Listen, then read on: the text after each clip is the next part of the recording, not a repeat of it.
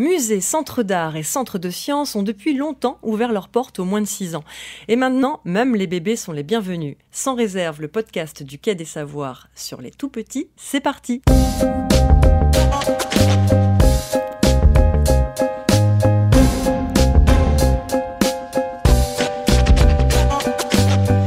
Comment leur parler de science ou encore d'art ? Pourquoi le faire et surtout comment ?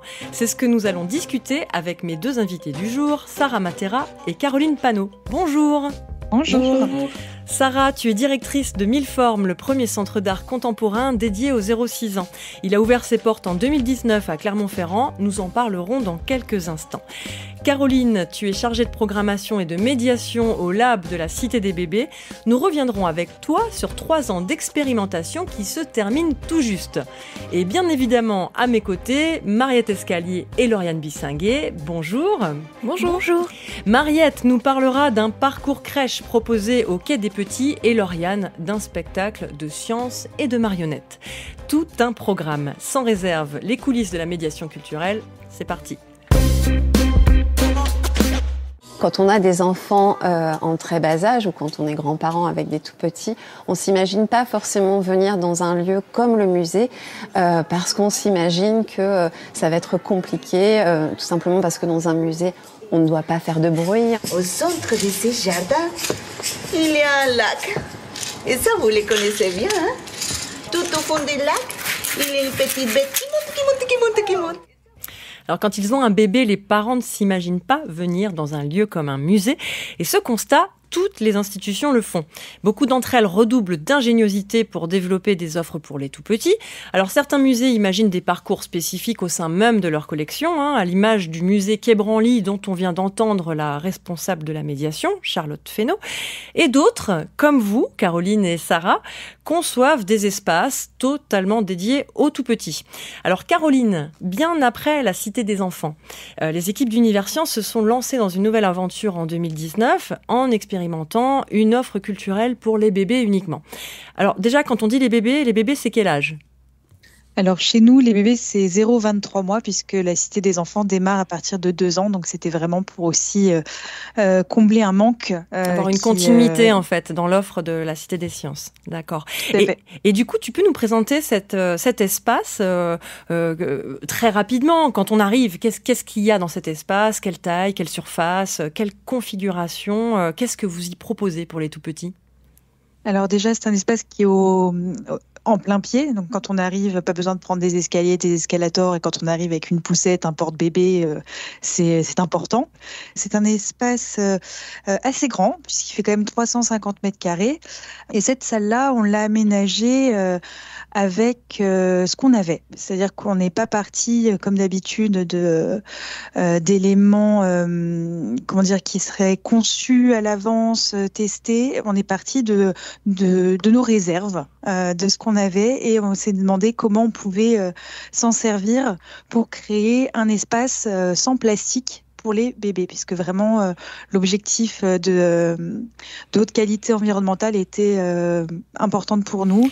Et donc, quand on arrive dans cet endroit, ce qui me frappe vraiment, c'est cet aspect chaleureux, bois, tissu et sans plastique, déjà. On viendra en effet tout à l'heure plus spécifiquement sur la partie conception, l'espace, etc. Et donc, du coup, on a 350 mètres carrés. C'est un espace qui est ouvert ou est-ce qu'il y a des zones, il y a des zones spécifiques, des zones dédiées ? Est-ce que s'il y a plusieurs petites salles, ça se passe comment quand on arrive dans cet espace ? Alors quand on arrive, on a un petit bureau en bois qu'on a récupéré qui sert de bureau d'accueil, qui permet de juste pointer les réservations le matin et puis noter qui vient l'après-midi pour respecter notre jauge de sécurité et puis savoir un peu qui est notre public. Et puis juste derrière, on a un espace pour garer sa poussette, des casiers pour laisser ses affaires. On a aménagé, c'était pas prévu comme ça au début, un petit espace pour manger, pour des choses qui font des miettes, qui peuvent salir un petit peu. Donc au début, c'était l'espace pour se déchausser rez-de-chaussée, puis progressivement, avec l'usage, c'est devenu un espace de nourrissage. Puis nous-mêmes, du coup, on a aménagé un peu différemment. On a des sanitaires pédagogiques avec table à langer, décortiquage d'une couche, pour parler un petit peu de ce qui se passe. Et puis derrière, vraiment, ce qu'on va appeler l'espace d'exploration, avec un parquet en bois d'un côté et un sol en terre crue. Et là, c'est vraiment assez ouvert. En fait, il y a juste une petite barrière pour marquer la différence entre l'espace d'exploration et, on va dire, l'espace plus pratique d'accueil.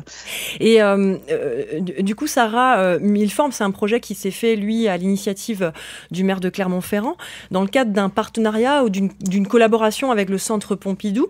Est-ce que tu peux aussi nous en parler en 2 mots ? À quoi ça ressemble ? Quels sont les objectifs de ce centre d'art contemporain dédié aux 0-6 ans ? Alors, le centre Milleforme, en fait, c'est un espace de 700 mètres carrés qui est totalement ouvert, dont les espaces sont totalement ouverts les uns sur les autres. Il y a juste l'espace des bébés. Donc, chez nous, c'est 0-24 mois. Voilà la un mois limite près, d'âge. on est sûr. À un mois près, voilà. Et donc il y a juste cet espace-là qui est fermé. Sinon, pour créer vraiment un peu plus d'intimité en fait pour les bébés.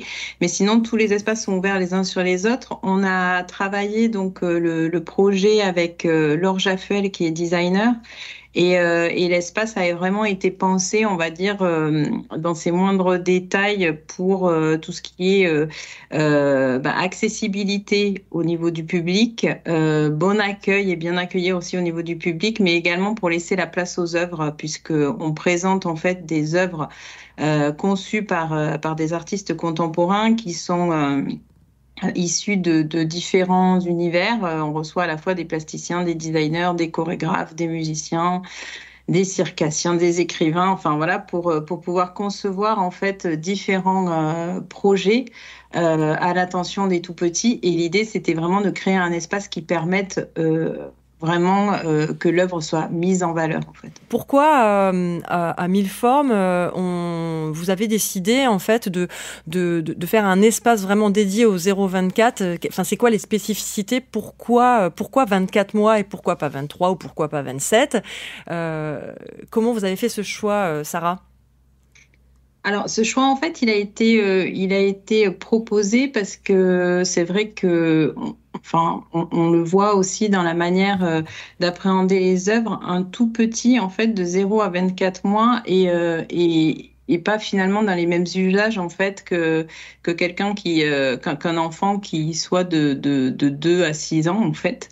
0-24 mois, c'est un peu particulier parce que nous, finalement, on pourrait proposer des choses aussi qui s'adaptent un peu plus au public, qui soient, par exemple, pour les enfants à partir de la marche ou pour les enfants en deçà de la marche. Et c'est vrai que on a voulu dédier un espace aux bébés. Au final, on a mis 0-24 mois parce que dans l'année des 2 ans, il se passe plein de choses aussi dans l'évolution des tout-petits et finalement, ils n'apprennent pas les choses de la même manière. Et même si un dispositif pour les 0-6 ans peut être proposé à tous, il y a on va dire qu'il y a une perception de l'œuvre qui est un peu plus poussée et différenciée, peut-être dans les sensations et dans ce qu'on va vraiment proposer au niveau des sensations chez les tout-petits, parce qu'un bébé, par exemple, ne peut pas tout manipuler. Et alors que chez les plus grands, ils peuvent vraiment être dans la manipulation, l'expérimentation. Voilà, donc on propose effectivement différentes propositions créées par les artistes à l'attention de différents publics. Mais comme je vous le disais, cette question des bébés, finalement, on y revient assez régulièrement, puisque on peut aussi concevoir des projets pour ceux qui ne sont pas du tout dans la marche, pour ceux qui sont après la marche. Voilà, on y réfléchit vraiment avec l'équipe de médiation. Aujourd'hui, c'est ainsi. Et puis, on verra aussi comment les choses évoluent, puisqu'on se laisse aussi le champ de l'expérimentation pour ça, en fait. On trouve des croisements dans vos 2 projets, et notamment la démarche expérimentale complètement assumée. vous le dites toutes les deux, on avance et on change les choses au fur et à mesure en fonction des usages, en fonction de ce qu'on remarque. À Milleforme, vous avez également fait, avant d'ouvrir en 2019, vous avez également proposé des préfigurations. C'est peut-être juste un ressenti, mais j'ai l'impression qu'on fait plus de tests quand on va faire des choses avec les petits. On s'autorise plus à faire du test que quand on travaille sur une offre à destination d'autres publics. Caroline, pourquoi ne pas avoir ouvert un espace permanent tout de suite ? Alors déjà, au niveau de la commande, on a eu des délais très courts. Donc c'est une première raison. Après, je pense aussi parce que on n'était pas sûr d'avoir le public qui vienne pour cette proposition-là. Donc ouvrir une exposition permanente à la Cité des Sciences, c'est un très très très gros investissement. Par exemple, quand on a une manipulation à la Cité des Enfants, elle est là pour peut-être 10 ou 15 ans. Donc c'est pas du tout les mêmes investissements. Enfin. On est sur de l'étude de faisabilité, un peu de voir justement est-ce qu'il y a des attentes, est-ce qu'il y a des besoins, est-ce que ça va marcher. Sarah, c'est même démarche, même constat du côté de Milleforme ? L'objectif de la préfiguration ? L'objectif des préfigurations pour nous, c'était de voir déjà comment en fait on pouvait s'adapter à certains usages aussi.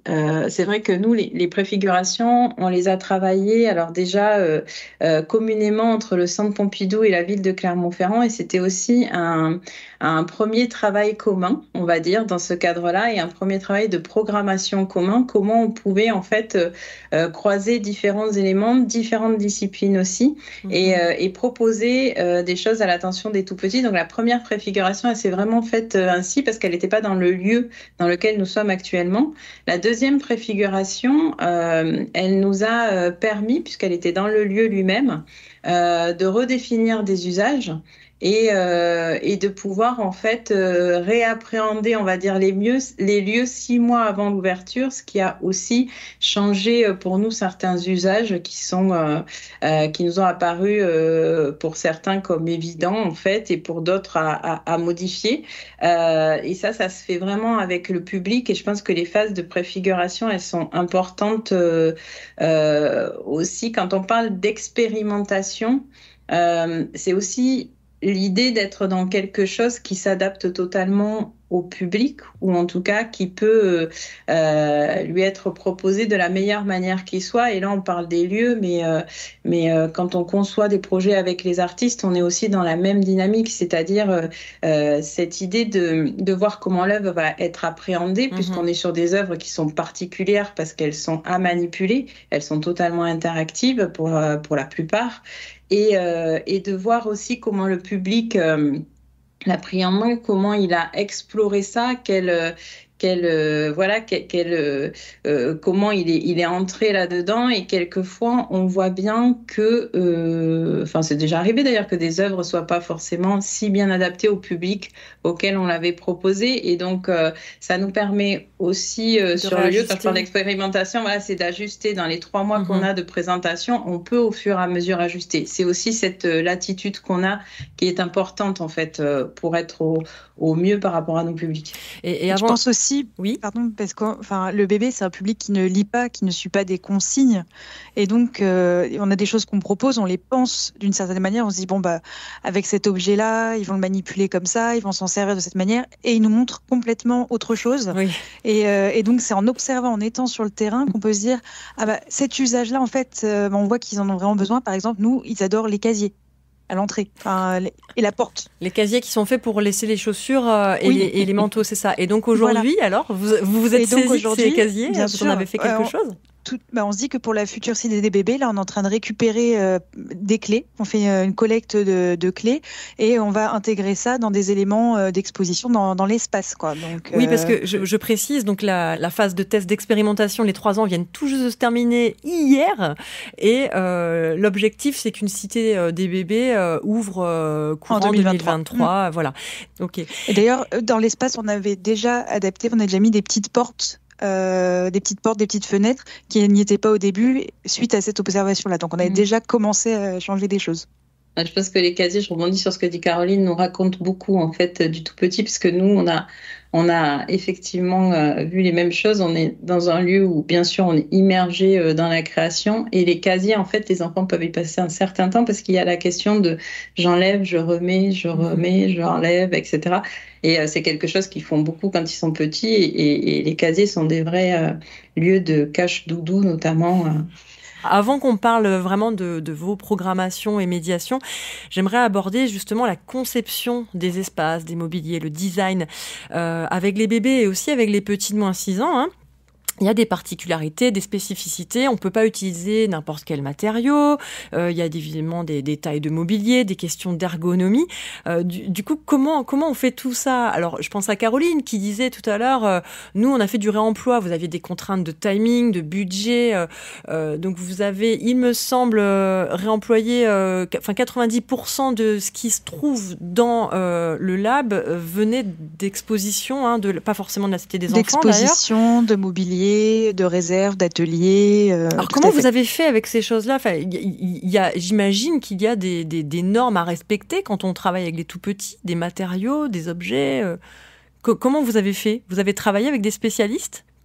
On avait une équipe de concepteurs d'exposition qui ont déjà aussi travaillé sur des cités des enfants, des projets comme ça. Donc voilà, ils connaissent par cœur tout ce qui est effectivement les normes de sécurité, les tailles, les angles auxquels il faut faire attention pour sécuriser. Donc voilà, tout a été repensé, retravaillé, poncé, travaillé avec des peintures écologiques qui, si jamais le bébé lèche met à la bouche, que ce soit pas dangereux. Après, il y a des normes effectivement pour l'épaisseur de mobilier pour éviter que ça puisse prendre feu. Enfin voilà, il y a toutes ces normes-là en fait qui sont. Ça s'est fait entièrement en interne. C'est uniquement les équipes d'expo, muséographes de la Cité des Sciences. Après, il y a aussi des prestataires extérieurs, mais qui sont coordonnés, pilotés par l'équipe Univers Sciences. Après, nous, équipe de médiation, on a demandé à être rejoints par un éducateur de jeunes enfants, mais qui est venu a posteriori en fait. Et qui a trouvé effectivement l'espace particulièrement bien fait. Puis petit à petit, quand même, avec son regard, ça nous a permis d'affiner certaines choses, d'en changer d'autres. Mais en fait, il a trouvé assez incroyable de voir qu'il n'y avait pas de professionnels de petite enfance à l'origine du projet et que ça a émerveillé vraiment énormément de professionnels de la petite enfance qui sont venus et qui pensaient qu'il y en avait dans l'équipe. Ouais, c'est assez surprenant. Sarah, comment ça s'est passé à Milleformes ? Vous avez, je parle vraiment de la conception, on viendra après sur l'animation, les médiations. Sur la conception, vous vous êtes entouré de spécialistes de la petite enfance ? Alors, nous, dans la conception, comme c'est un cadre un peu particulier, puisque c'est une co-conception entre Centre Pompidou, avec le Centre Pompidou et la ville de Clermont-Ferrand. Donc, du côté ville de Clermont-Ferrand, effectivement, il y avait la direction de l'enfance qui était aussi partie prenante de ce projet-là.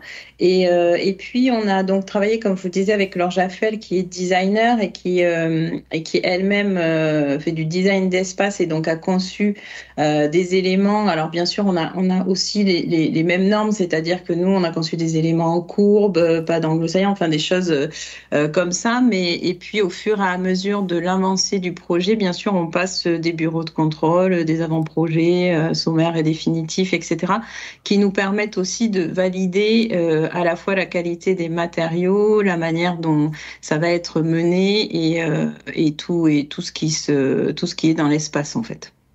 Je crois que Lauriane avait une question à vous poser. Ouais, moi je me posais une question par rapport à l'équipe de médiation et d'animation.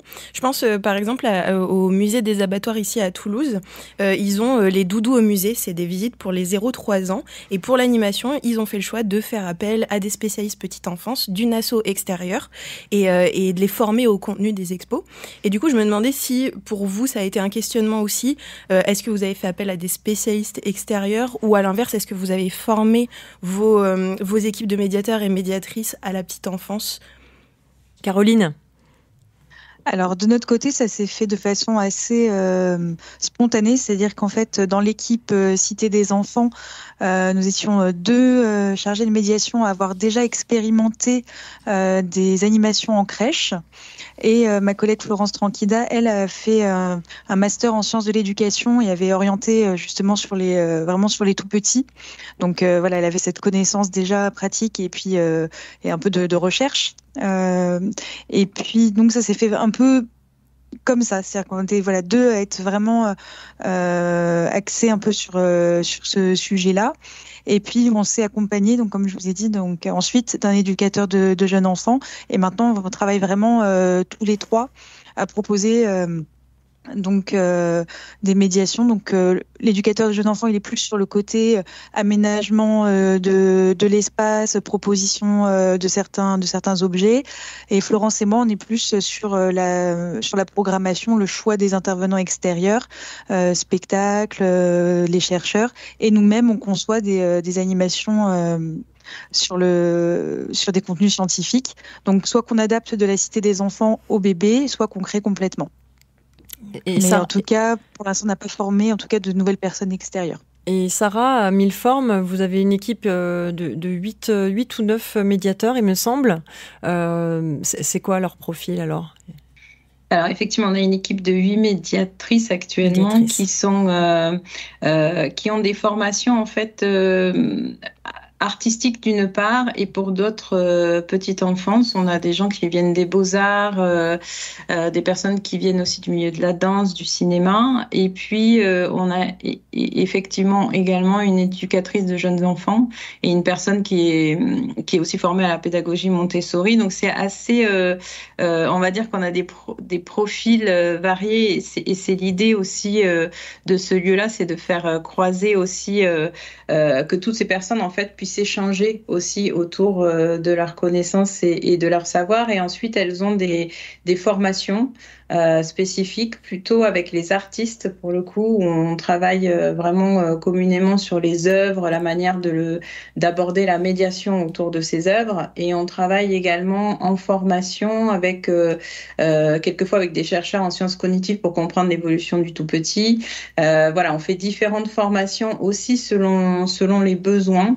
Et on a travaillé par exemple récemment avec le danseur Thierry Lafont en formation pour aborder plutôt l'idée de la posture et du bien-être dans le lieu, d'être en présence, etc. Donc ça fait aussi partie de nos formations. Et puis on a des formations aussi avec le Centre Pompidou, bien sûr, sur l'appréhension des œuvres par les tout petits. Et Caroline, je voulais juste rajouter, excusez-moi, dans l'équipe, on a aussi des médiathécaires qui interviennent et qui font partie de l'équipe Univers Sciences aussi, et qui viennent faire des lectures spécifiques pour les bébés. Et eux, ils ont fait aussi des formations vraiment spécifiques, lecture pour le tout petit. Et nous-mêmes, équipe de médiation, petit à petit, on se forme sur beaucoup avec Enfance et Musique, qui est un organisme qui nous correspond bien. Il y a donc les lectures avec les médiathécaires, il y a des animations qui sont assurées par vous et votre collègue, c'est bien ça, vous êtes 2 médiatrices. Il y a aussi des temps d'accueil avec votre collègue éducateur de jeunes enfants ? Tout à fait. Est-ce qu'il y a d'autres types de formats dans l'établissement ? Est-ce que vous proposez d'autres choses ? Oui, alors on a presque dès le début collaboré avec une association de psychomotriciennes et une association d'orthophonistes qui accompagnent certaines séances.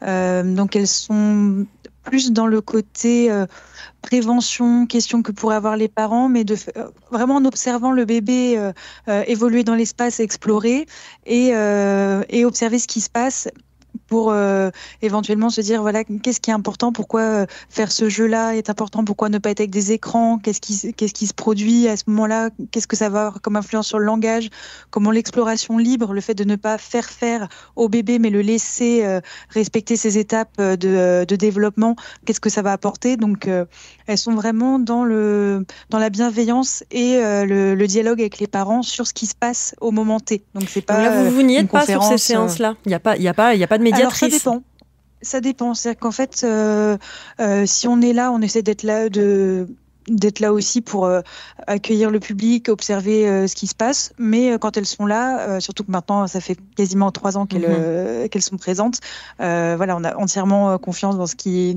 se passe. Par contre, on aime beaucoup échanger. Ce qui est vraiment pour nous la richesse du lab, c'est qu'en fait, à force de croiser les psychomotriciennes, les orthophonistes, les artistes qu'on a pu faire venir en résidence ou en présence artistique, les chercheurs, chercheuses qui sont intervenus, on se nourrit de tout ça parce que plus on les rencontre, plus on va discuter, observer ce qui se passe, plus nous on enrichit notre connaissance et ça nous donne des idées, on change la forme. Enfin vraiment, on a progressé tous en fait sur notre vision du bébé grâce à ces croisements. Et moi, je me posais la question, une question. En fait, la plus-value de vos établissements, qu'est-ce que ça apporte par rapport à une ludothèque, par exemple, ou une crèche, où il y a ce système un petit peu aussi quand même d'accueil, d'offres proposées, de jeux? Alors, je dirais que déjà, il y a le parent qui est là. Et donc, ce qui est important, c'est aussi le lien justement entre le bébé et son parent, qui a un parent qui est entièrement disponible pour lui, puisqu'il a coupé son téléphone, son appareil photo, c'est pas permis sur l'espace. Donc, il est pleinement là avec le bébé. Je pense qu'on propose une posture aussi un petit peu différente, puisqu'on n'a pas les jouets qu'on trouve habituellement dans les crèches, les ludothèques. On a vraiment que des matériaux différents, des choses qui ne sont pas forcément... perçus comme jouets. On a des robinets, par exemple, qu'on peut tourner. On a une tente Touareg, un tipi. On a un sol en terre crue, des animaux d'anciennes sculptures d'une expo bébé animaux. Donc, c'est pas des choses avec lesquelles les bébés sont habitués à jouer et que les parents n'imaginent pas nécessairement donner à leur bébé. On a des objets, des cuillères en bois, des choses comme ça. Enfin, je pense qu'on propose une autre façon aussi d'explorer l'espace et d'autres matériaux. Sarah, qu'est-ce que tu en penses pour reprendre la question de Mariette, la plus-value de nos établissements par rapport à des crèches ou d'autres lieux qui accueillent les tout-petits? Alors, sur Milleformes, en tout cas, on est vraiment dans un lien à l'art. C'est-à-dire que la plus-value, c'est effectivement de rencontrer, de faire cette rencontre de l'art ou cette expérimentation de l'art dès le plus jeune âge. Et ce qu'on propose, c'est vraiment, ce sont des œuvres, en fait, qui sont créées par des artistes contemporains. Donc, on est vraiment dans l'idée d'être face aux œuvres, mais pas comme forcément dans un musée de manière plus classique. On est vraiment là dans l'interaction avec les œuvres. Alors, à Milleformes, on n'est pas obligé forcément de participer ou de pratiquer. On a différents espaces. On a un espace d'atelier, on est plus sur des techniques. On a des œuvres interactives dans l'espace galerie. On a l'espace pour les bébés où ce sont des dispositifs artistiques aussi. On a l'espace Agora où on vit avec plutôt de l'événementiel. Et on n'est pas obligé forcément quand on rentre de pratiquer les œuvres. On peut aussi juste être dans l'observation. On peut être dans l'idée, enfin, on peut rester là, ne rien faire, mais juste observer et se plonger en fait peut-être dans un autre imaginaire. Et c'est vrai que, comme le disait Caroline, une des plus-values aussi, c'est que dans ce lieu, on vient aussi accompagner. Donc nous, en fait, quand on parlait de médiation tout à l'heure, et je pense que pour Caroline, c'est pareil, c'est l'idée d'avoir ce double public aussi. On a les tout petits, puis on a les adultes. Et dans ces moments-là, ils sont vraiment avec leur enfant et ils font avec leur enfant. Ils interagissent aussi avec les œuvres, ils interagissent entre eux à ce moment-là. Donc c'est l'idée aussi, sur ce lieu-là, il se passe beaucoup de choses, mais celle aussi d'être dans le lien, en fait, avec sa famille, mais aussi avec les autres. Donc, il y a ça. Et et puis, je voulais aussi juste spécifier que à Milleformes, parce que c'est très intéressant ce qui passe sur les questions de parentalité aussi du côté de la Cité des bébés. Là, enfin, j'ai écouté le travail avec les médiathèques, les échanges, etc. Et c'est vrai que nous, on est beaucoup aussi dans ces échanges-là. Et je pense que ça nous nourrit. Ça nourrit chacun des lieux en fait dans lesquels on travaille. Et à Milleformes, on reçoit aussi tous les vendredis matins les pâtes au beurre, qui est ce lieu d'accueil gratuit créé par Sophie Marinopoulos et dans lequel en fait les parents sont accueillis par une équipe de psychologues et psychomotriciennes qui sont donc là tous les vendredis matins. C'est gratuit et sans réservation, ce qui fait que les parents peuvent également venir poser leurs questions autour de la parentalité et puis revenir au dispositif artistique. Enfin voilà, on essaie de créer comme ça. Ce sont aussi des lieux de vie et c'est des lieux de vie dans lesquels il se passe. Voilà, on crée du lien. C'est des lieux de vie dans lesquels il se passe autre chose que ce qu'on vit au quotidien. Mais c'est aussi ce sont aussi des lieux de vie. Moi, je rebondis là-dessus. Ce que je trouve vraiment magnifique, c'est quand le parent voit son bébé regarder une animation ou un spectacle ou de la danse et se rendre compte que, en fait, son bébé, il est tout petit, mais déjà, il s'y intéresse, il se passe quelque chose. Et en fait, on peut le raconter, mais quand le parent le vit, le voit avec son bébé, là, il comprend l'intérêt justement de l'éveil culturel, artistique et scientifique, parce que il le voit dans l'attitude de son bébé. Et ça, il voit son petit grandir. On peut dire ça. Donc on n'est pas dans la délectation, mais bien dans l'interaction. C'est ce que je retiens. Et puis le parent, ouais. Je vous propose d'écouter Mariette qui voulait justement nous raconter un format multi-séance qui a été expérimenté au Quai des Savoirs.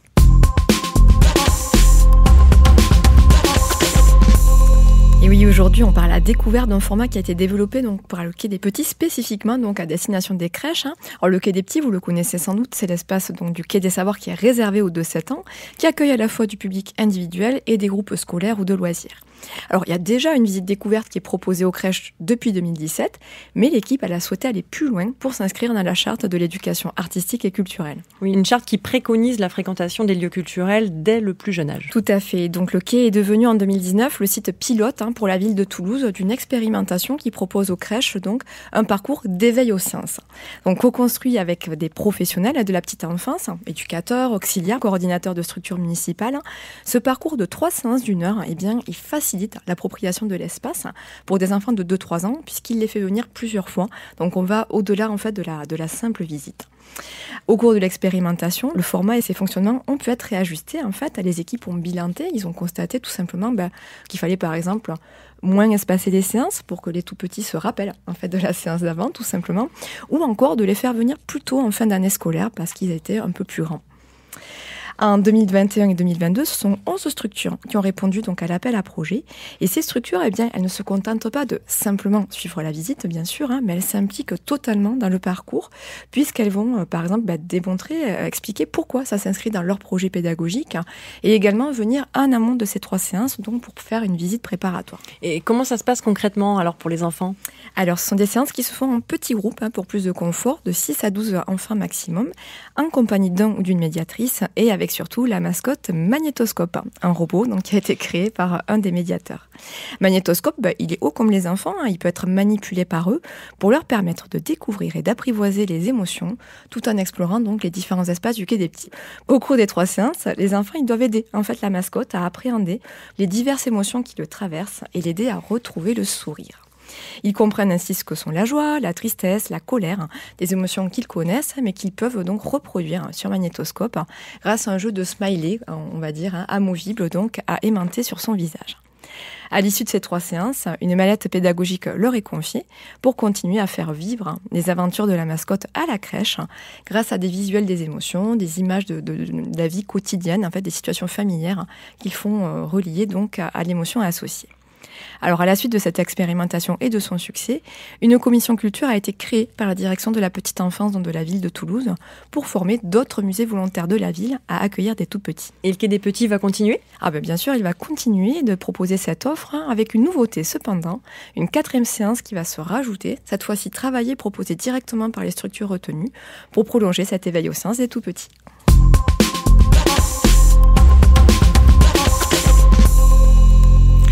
Merci Mariette. L'éveil aux sciences des tout-petits. Alors justement, c'est une question qui revient souvent quand on parle d'accueillir les tout-petits dans nos établissements. Est-ce que dans ce que vous proposez à la Cité des bébés, enfin dans le lab, est peut-être en lien avec des contenus qui sont abordés à la Cité des enfants ou dans d'autres expositions ? Ou du moins, est-ce que c'est en lien avec les thématiques portées par la Cité des sciences ? Alors, au niveau de l'événementiel, ça nous est arrivé. Par exemple, on a eu la semaine du cerveau et on a orienté un peu notre programmation dessus. Par exemple, on a demandé à nos chercheurs-chercheuses d'intervenir sur cette semaine-là. En fait, vous êtes en lien avec 5, c'est ça, Baby Lab ? Oui, 5 Baby Lab d'Île-de-France. avec qui on a fait une convention pour justement surtout elle d'ailleurs, puisse venir vraiment s'asseoir parmi le public du Lab de la Cité des Bébés et expliquer leur protocole de recherche, ce qu'ils faisaient, leurs dernières découvertes, et donc en parler directement aux parents. Les Baby Labs étant des structures de recherche dont l'objet d'étude est vraiment le petit enfant. C'est ça, exactement. Je pense qu'on sème des petites graines, nous avec le vocabulaire, les émotions et le contenu qui passe au moins avec les parents et qui peut être réinvesti ensuite, je pense. Sarah, je te vois au pinette du chef. Je pense que... Oui, alors en fait, nous, la question se pose un peu moins dans le sens où on travaille vraiment avec des artistes pour proposer des œuvres qui sont interactives, etc. Et on est vraiment sur des questions, sur des questions artistiques en fait, et sur la découverte de l'œuvre Donc je pense qu'effectivement. Je te coupe. J'ai envie de dire pas que artistique, il me semble. J'ai identifié un dispositif qui s'appelle boule de neige, qu'on peut classer, je pense, dans tout ce qui est un peu art science. Finalement, on pourrait dire que l'art chez vous peut être aussi un prétexte, un outil de médiation pour aborder des contenus. Tu peux nous en parler de ce projet Boule de Neige ? Alors oui, ce projet, la Boule de Neige égarée, en fait, c'est un projet de Lucas Lorigeon qui est designer. Lucas s'est posé la question tout petit de comment naissait la neige et comment arrivait la neige. Et en fait, il a proposé quand on est allé, en fait, on lui a proposé à Milleformes de créer un dispositif. Ce dispositif se tenait dans les vitrines de Milleformes et il a créé une usine à neige, en fait, et dans laquelle on voit des boules de neige dans c'est du polystyrène. Je casse un peu la surprise, mais voilà, ça vole dans une sphère transparente et l'idée, en fait, c'était de pouvoir parler aussi de l'usine de neige comme le processus de la neige, et puis de pouvoir amener à comprendre aussi, bien sûr, ce qu'était la neige et comment elle arrivait à travers ce biais-là, en fait, et de tous les imaginaires qu'il pouvait y avoir autour de ce biais-là. À Marseille aussi, l'accès à la culture pour les tout-petits est facilité par des collaborations entre les musées et les crèches. Écoutons Jean-Marc Coppola, adjoint à la culture de la ville de Marseille. L'idée, c'est l'éveil des sens, c'est-à-dire les aider à mieux voir leur environnement, leur entourage, mieux entendre, mieux toucher. Et ça permet de développer, de stimuler la curiosité. Et donc, ça participe de la construction de la personnalité dès le plus jeune âge. Boris Cyrulnik dit « ça commence dans les 1000 premiers jours depuis la naissance ». Alors ça commence dans les 1000 premiers jours depuis la naissance. Est-ce qu'il n'est pas aussi un peu question d'habituer les tout-petits à avoir une pratique culturelle ? Est-ce que vos établissements ne sont pas dans un objectif comme ça en fait, on commence avec les tout-petits et puis on fidélise, ils reviendront et ils reviendront, etc. Sarah ?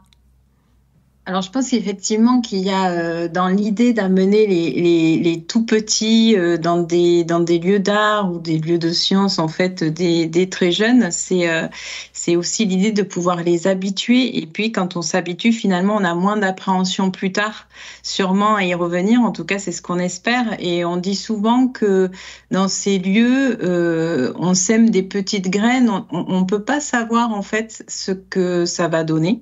Et on n'en sait rien, mais au fond, il se vit là des moments qui peut-être seront des moments inspirants pour le futur et qui peut-être permettront effectivement aux tout petits, plus grands, de revenir dans les musées et peut-être tout au long de leur vie. D'ailleurs, ça peut commencer à la naissance et continuer à tous les âges. Donc oui, effectivement, je pense que derrière ça, il y a cette idée aussi de démocratisation de l'art, finalement, de l'ouvrir à tous et que tous se sentent concernés. Caroline, est-ce que les visiteurs et visiteuses du Lab sont les mêmes qu'à la Cité des Sciences ? Alors nous, je dirais qu'on a vu quand même apparaître un nouveau public, vraiment celui de proximité aussi, qui vient parce qu'il a un bébé et que quand on a un bébé, c'est un peu une des seules offres qui est vraiment accessible et qui a du sens. Donc, on a des jeunes parents en congé parental, des assistantes maternelles, des nounous, des grands-parents qui sont maintenant des fois chargés aussi de garder les petits. Donc, on a un public de proximité du 19e, de Pantin, d'Aubervilliers aussi. Et puis, on a pendant les petites vacances scolaires du public de la France entière. On a des gens qui viennent pour la première fois à la Cité des Sciences. On a aussi notre public d'abonnés. Donc vraiment, j'ai l'impression que c'est un public qui se mélange entre ceux qui ont vraiment l'habitude de venir et ceux qui viennent parce que pour l'offre bébé. Et Sarah, toi qui travaillais auparavant à Pompidou, qui a peut-être un regard sur les publics classiques des institutions culturelles, est-ce que tu observes un peu ça aussi, des publics un peu nouveaux, ou est-ce que c'est les mêmes profils que ce que tu avais classiquement observé auparavant ? Alors nous, bien sûr, on a un profil qui est très familial, donc finalement qui côtoie aussi toutes les offres, on va dire pour les tout petits. Mais c'est vrai que nous, sur Milleformes, on voit qu'on a un public qui est très mixte, qui est un public. Alors nous, le lieu est en centre-ville. Le public de proximité est bien entendu ici, mais le public vient aussi de plus loin. On a également du public venu de très loin d'ailleurs, quelquefois, où on est sur le passage, on va dire, de la route pour aller sur les vacances et il s'arrête à Milleformes, faire la pause. Mais en fait, on a des opérations aussi on travaille beaucoup sur le hors-les-murs et notamment sur divers quartiers de Clermont et à l'extérieur. Avec vos petites formes. Avec nos petites formes, exactement, avec les petites formes de Milleformes. Et ça nous permet en fait aussi de faire connaître Milleformes à l'extérieur et de faire venir ces publics aussi par la suite, sachant que c'est la même équipe de médiation qui est sur l'extérieur et dans les lieux. Donc ça permet aussi de créer du lien avec ces publics. Et on a un public qui est de plus en plus nombreux et qui vient effectivement de secteurs finalement assez différents. Objectif du hors-les-murs, d'aller chercher les publics pour les faire venir dans nos établissements. Alors on a parlé tout à l'heure avec Caroline de spectacle et Lauriane a justement eu un coup de cœur pour une compagnie basée en Occitanie. Écoutons-la, c'est le Zoom sur Écosciences.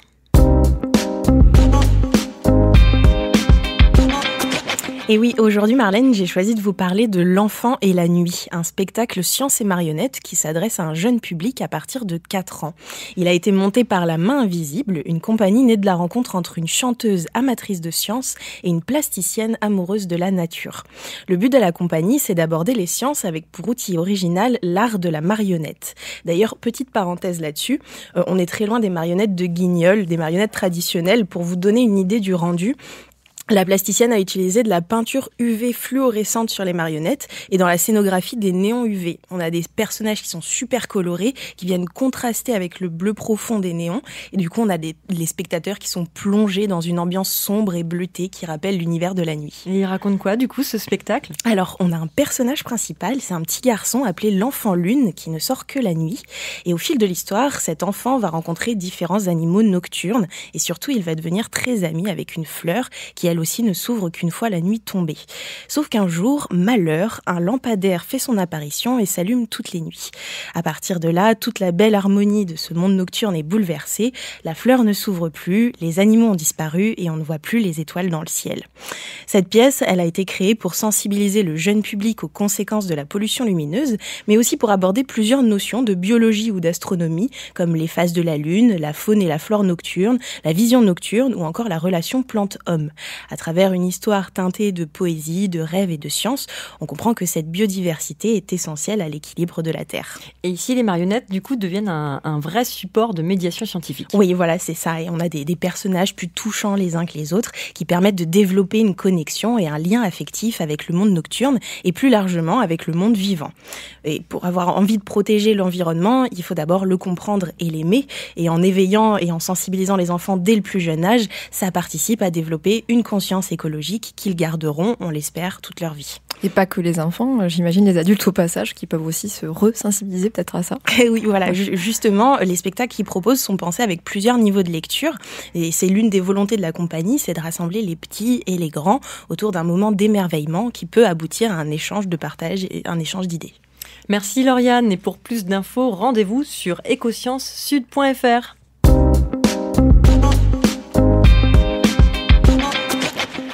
sans réserve, c'est déjà fini pour aujourd'hui. Encore un grand merci à nos invités, Sarah Matera et Caroline Panot.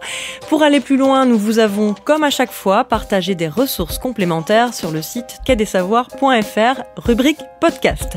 Surtout, n'hésitez pas à nous suivre et à en parler autour de vous.